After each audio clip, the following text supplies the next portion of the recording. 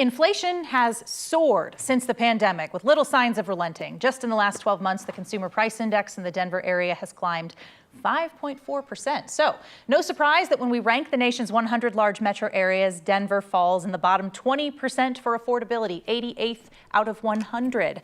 Joining us now to explain why Denver is so unaffordable, Chris Rourke, managing editor of the Denver Business Journal. I mean, my first thing goes straight to housing, but I'm sure there's other things on this list. Well, I can go home now.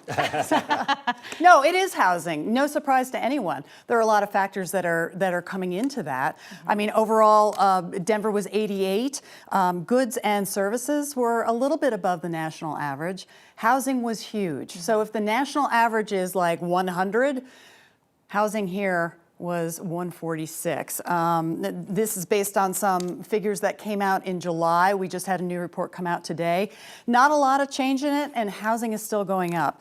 The one bright spot was utilities. Utilities is below the national average, and overall, if 100 again is the baseline, we're at 110, 109, 110. All that matters is how that relates to how much people are getting paid, though.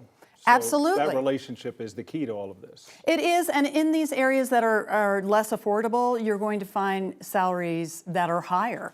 Of course, you know, if you can work remotely, some of those more affordable places look really appealing right now. Maybe get your dollar to go a little bit longer. Right. Well. And you mentioned utilities. Yeah. That one sticks out to you. Help us understand that a little bit better. Sure. With utilities, you know, Colorado's a huge producer. Oil and gas, top 5 state for oil and gas production. We're in the bottom 20% for consumption. So you've got a lot of production and lower consumption.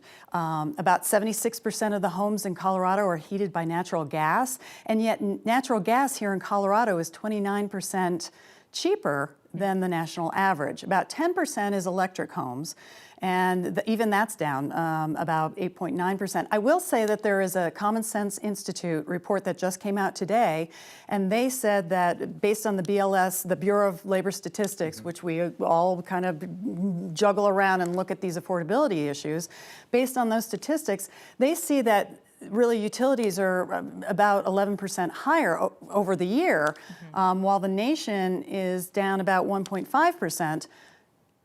I talked to economists over there. They basically said, Colorado's catching up. It's just sort of a natural progression of catching up with the national average. Well, when you're paying your mortgage, or when you're, you know, writing your rent check or buying gasoline or anything, you know, affordability is a day-to-day thing for many people. Why does it matter in a big sense, affordability, as far as what markets are like, what Denver's like? Sure. I mean, when it comes to affordability, of course, it's impacting us, right? Whether we stay, Sure. whether we go, can we afford to keep living here? But think about this. It's also, you know, it affects whether people want to move here. Now, a lot of people in Colorado will say, yeah, that's okay. We have enough people here. You don't need to move here. Of course. But think about the workforce. You know, we're constantly saying we do not have enough workers for the jobs available. I think it's still 2 jobs for everyone, you know, employee. So we have all these programs coming out wanting to train the workforce, and yet don't we need more people who can come in with specialties? So that is a factor. And like I said before, you might start seeing patterns of migration as we lean into this remote work piece. Why not go to, you know, McAllen, Texas, and work on the Denver Business Journal? I'm not doing that. I'm not doing that. I love Colorado.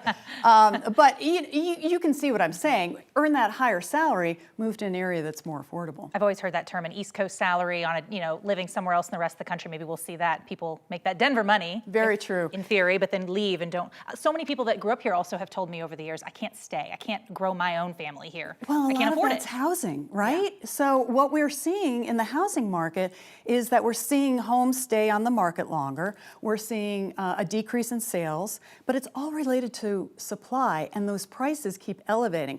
A good friend of mine is a housing expert. In fact, Governor Polis has appointed her to a couple of boards, and I was talking with her.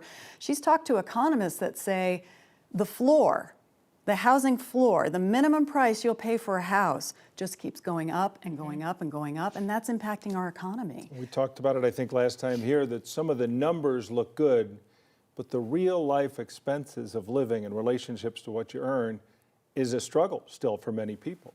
Very much so. We'll see what happens, you know, with the, I don't know about home prices ever going down. Add to that, 7% and above interest rate. I personally was shopping for a home this spring. I started at 5%.